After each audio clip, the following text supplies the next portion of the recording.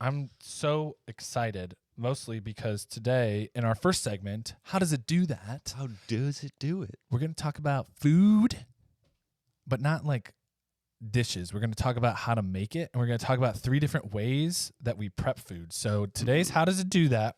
We're going to look at 3 of the most common forms of heating up food. These are like kitchen utensils that I'm essentially going to break it down for y'all. So, you excited? I am excited to find out how to make lukewarm food. Then you're in the wrong segment, buddy, because this is all about piping hot food. Oh, not room temperature. Do you have a favorite method of heating things up, food-wise? I usually leave it on the counter, and I cook it at about 70 degrees for an hour. Sometimes I let the sun hit it from the window. I put it on the windowsill. Get the hot spot, you know. Oh, no, it's moved, so I got to shift it over. Just a Wallace and Gromit thing that just like slowly moves it with the sunshine across. I would say, probably microwave, but I was thinking about getting a toaster oven. Okay. I think that would be efficient way of... It's funny because I'm not going to talk about toaster ovens today. I'm talking about deep fryers. Okay. I'm talking about air fryers. Okay. And I'm talking about the microwave. So we'll talk about the microwave. Okay. This is like in order of complexity, I feel like. So let's just open it up. And DJ, I know you get down with some hella chicken. So this is definitely going to hit you right in the sweet spot. Oh, yeah. All right. So step 1, the good old deep fryer, right? We're going to chat about this. It's all about superheating cooking oil to 400 degrees Fahrenheit or more. So that's at least. It's way above the boiling point of water. And this is actually like interesting. I didn't know how this worked. So the idea is that when you dip the food in the hot oil, that it's so hot in there, it evaporates the water that's in the outside layer. That water evaporates, and because the oil's non-soluble, the water like turns into a little bubble and gets out of there. So that's why all the bubbly. That's why it's all bubbly. Oh. Yeah, I didn't know this. And so then the heat, so that's why you get the nice crispy thing, because it's dehydrating that outer layer of whatever you're deep frying. And I didn't know that, but it makes a lot of sense. And meanwhile, because it's also in a hot space, it's cooking the inside into that nice, perfect. So it kind of maybe like creates a barrier, and then the inside, moisture on the inside, then maybe that steamifies itself. Yeah, it's like the heat, just around, the heat transfer goes from the outside in, but because it's not like seeping in and penetrating in, I mean, that's unless why it's too cold, your oil's too cold. Oh, yeah. Then it gets all gross. It's not crispy, but that's the idea, is that, that's why if you leave something in too long, it crisps all the way through, and it's like really hard. You can't eat it because it just keeps going all the way through and super dehydration is evaporating all the water. Yeah. So that's the process. And the most successful type of deep frying is when you get that nice outer layer of crisp, and then the inside is nice and tender and properly cooked all the way through. They are young, they are tender, they are nice. Hopefully. Also, a little bit, fried foods in large quantities aren't healthy because the oil like kind of replaces the water in the crust, and then oil's like full of the omega-6 fatty acids. But they make it taste so good. I know, right? So it's worth it. It's worth it every once. That's the problem with things that taste good, Yeah. like sweets and butteries, and Butteries. it's probably not good for you in the long run. What would you classify as a buttery food? Fried foods, anything Biscottis. Anything cooked with butter. Grits. I love grits or cream Buttery of wheat. foods. I do like buttery foods. I've never heard food described. Me either. So let's start our own category. I don't. Yeah, I'm not. Is that a flavor? Buttery. Buttery popcorn. Yeah, I see that in the store. It's a flavoring. Flavor. I was thinking like salt, umami, sweet, sour, the taste bud things. Buffalo. Yeah, that's the 5th one I was missing. Buffalo. Salty, sweet, umami, sour, and buffalo. Perfect. Umami. Is that even real? That's a real thing. Yeah. Umami. Am I the only one in the room? That's like the sixth sense of taste buds. It sounds like a weird No, explanation. I'll look it It's up. Real quick. relatively. While you're Something doing you'd that, say when you like stub your toe, like umami. that's how I remembered it. My psychology professor in college, when he was describing all the taste buds and we were going through like the neuro process of it, he was like, he listed them all. And I got to umami. He's like, you can remember because it tastes so good. You're like, umami. I've never done that. Yeah. I've tasted well, that's actually, it's more of a recent one, like within the last 10 years. Yes. So it was sweet, sour, salty, and bitter. And then umami is more of like a savory. Oh. Buffalo. Buffalo. And then buffalo is the sixth one. No, I think umami is just all buffalo. Yeah, all buffalo. Thanks for looking that up. Yeah. Real quick note before we jump out of deep fryers. I didn't know this, but there are 3 main types of deep fryers. Big ones, regular, and little ones. Big ones, medium ones, and southern fried cooking ones. And tabletop. No, open pot. The open pot deep fryer. It's shaped kind of like a Y, and along the bottom, there's a coil that runs around the outside, and that coil heats up.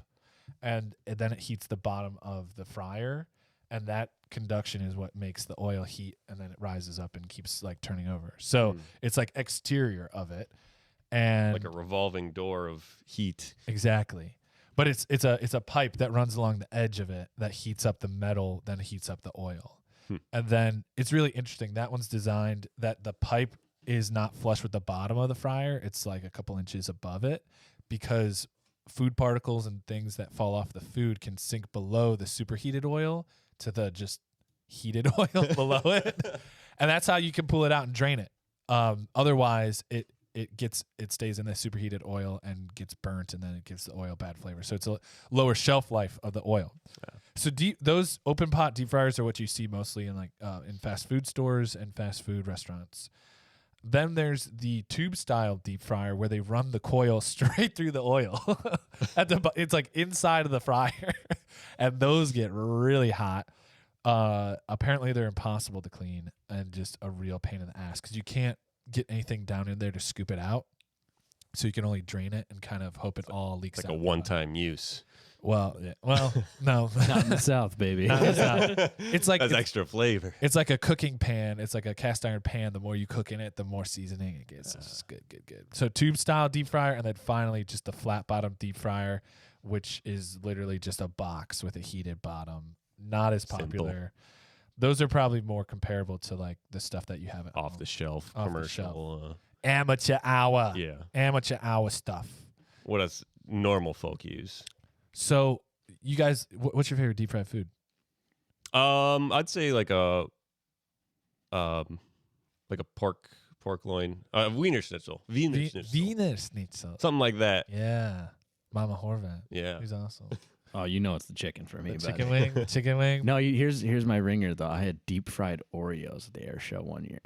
Got a whole bag. I was like 10 years old. Yeah. This dude's like, you shouldn't accept food from strangers. I was like, it's the air show. What's the worst thing that happen? Come into my B42 or 50, whatever they call them. I'm in Canada, but I'm eating Oreos. It's great. Yeah, deep fried Oreos. What'd you think of those? It was okay. They're a little dry, but I did it myself at home, and it was the truth about it. They're interesting.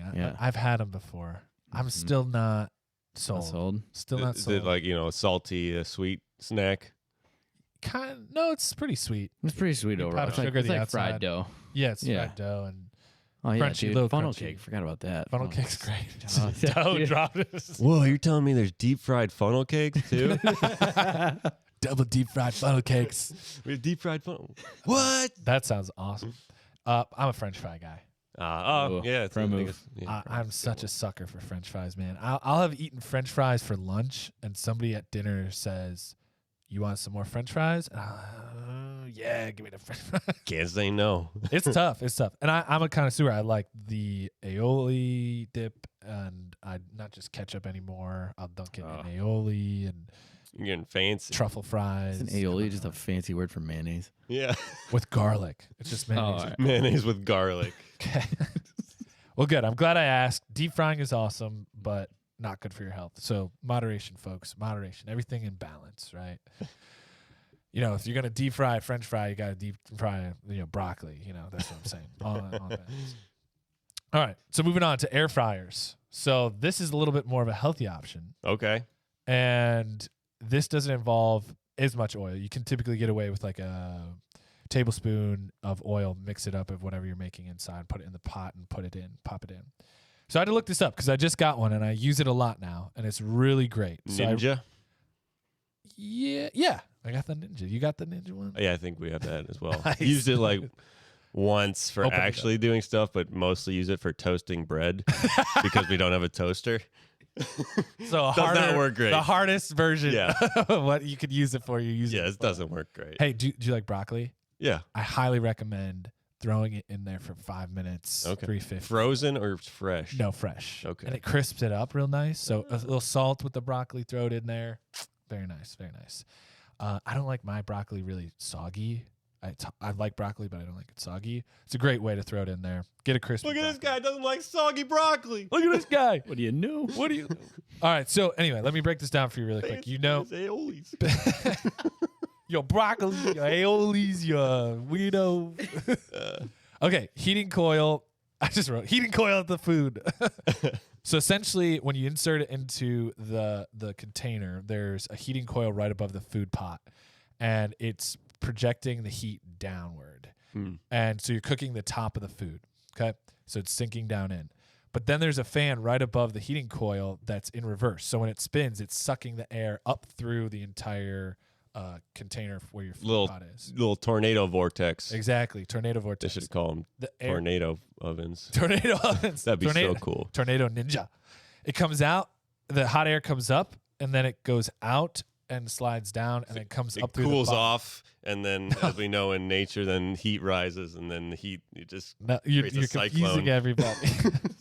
You're confusing me. No. Why don't they use hair dryers and then just put like 2 hair dryers on the opposite sides, and then they'll create a vortex of heat? Invent it, man. It'll be the air dryer. Hair dryer. The hair fryer. The hair fryer. The air fryer fruit processor. The double funnel cake food dried. Hair dryer fryer. No, so the hot air goes up and out the sides because the container is specially designed. It's like minimal time travel around, so the air stays hot, gets into the bottom of the container, and then is sucked in through the grate at the bottom of the food pot. And so the hot air comes up through the food, and that's why you get an even cook all the way around, rather than just regular crispy on oven. top, soggy on the bottom. Yeah. Why can't I just put a fan in my oven? That withstand like a metal fan and just have it start blowing heat. I would love to see. I would love to see. Love to see your hillbilly oven. Totally. Why you got a box fan in your oven? And why is it melted to the top? Why is it dripping into our French fries? Oh, that's nasty. Just plastic. Ooh. Is that aioli? It's molten plastic. What about these? What's the last one? Yeah. So anyway, air fryers, they're great. Check them out. The last one's your good old microwave. They're not good for toast. Good old microwave. They're not good for toast. The good old microwave. So it's all comes down to this thing called a magnetron. I almost said Megatron, but it's. Oh, do you have to censor that? Is that no? I mean, if copyrighted, I forgot his name, but if Megatron wants Optimus Prime, bro, cook my food, So the magnetron, I'm gonna get real sciencey really fast here, okay? Just because this is the whole point of the segment. So a magnetron converts electricity from your wall outlet into a high voltage current, and the magnetron has a filament in the middle of it, and that electricity wants to escape, and it shoots photons outwardly. But because the magnetron is encased with a magnet, the polarity shoots the photon back towards the middle, and it kind of creates like this little circle. And the circle passes the tornado. That's very common. We'll go back to the tornado. like Luke's just like, food is cooked by tornadoes. I learned something tonight. Food is cooked by tornadoes. That's all it is. It's all tornadoes, microscopic tornadoes, bro. Nature brings tornadoes. So stick with me. So it creates these microwaves, and the microwaves get sent down a little chute into the main cavity of the microwave into your food. And here we go. Microwaves oscillate at 2.45 billion times a second. And this oscillation gets certain molecules, especially water, in your food to swap polarities back and forth while trying to align with the radioactive polarity of the wave. And because that molecule is like twitching because it's trying to align, that creates friction, which creates the heat that's in your food. That's also why in microwaves, instead of how we were talking with the deep fryer, cooking outside in, crispy on the outside, inside is nice and cooked after a period of time. That's why you got to watch your food, though. The microwave just cooks everything evenly, straight all the way through. In theory, In theory. In actuality. But here's Microwave a Pop-Tart. But that's the thing, is like the filling is different. It's molten hot, where the crust doesn't get agitated because it's not as water. There's not as much water. So you got to bring a squirt bottle, spray your food down before you put it in. But that's why they say, have you ever heated up bread in the microwave? And they say like put like a glass of water, a glass of water, or on the plate a couple drops of water. It's that water like helps keep it moist rather than just a dried out husk of wheat. Maybe I'll try the paper towel thing. But yeah, the works. glass of water has not worked. Frozen bagels, you throw a little wet paper towel in there with it, works like a charm. Okay. But that's it. Remember, the trick is water, because otherwise you're just going to dry that shit out. So, because just spit on it if you don't got any water. I personally hate the texture of microwaved food. I can't. It does make it gross. Soup is fine. Anything liquid you're heating up, pasta sauce, fine. Pasta, you can get away with it. Anything else, it's gross. So I tend to avoid the microwave as much as possible, and now I know why I avoid it, because it's just not doing the crispiness. It ruins all crispiness, in my opinion. Yeah. And that's why things kind of come out rubbery. Because Are you a stovetop guy then? Just throw it in a pan? Yeah, I'll stovetop it. Anyway, these are us learning about how these these countertop food heaters work, man. Now you know. Now you know why they work, how they work, and which one's the best. Clearly deep frying everything.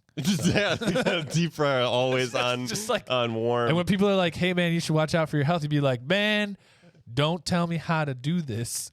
Microwaves shoot 24 billion times a second. Just start. Who was able to calculate that? Like, who's the nerd writing all those zeros? The engineering guys at like freaking USC or whatever. It has to be your mom. She's the one who's like telling you, don't stand too close to the microwave, you'll melt your brainstem. Yeah. Turns out she's right. So right. I checked on that too. The reason why that's a myth, I mean, it is a myth. They are radioactive, but photons don't have the same energy as like electrons and protons do in a radioactive form. So the photons just aren't. No, that mesh over the plexiglass protects you. But if we pull that out, So you're screwed. Yep. So that's also why that's why like cats explode in the microwave, because you're heating everything all the way through, and that evaporation of water. You ever see like the edamame bags? That's the same thing with a cat. No, I have not. Be cool. Be cool. Yeah, cats. No, I have not put a live animal in a microwave and turn it cats, on. hamsters. They're the same as edamame Explode bags. because they're shifting to 2 point whatever billion times a second. Their little 2.24 gigawatts. there goes the podcast. We're getting canceled, fellas. I'm just saying. That makes It's sense. happened by accident. Saw that happen once.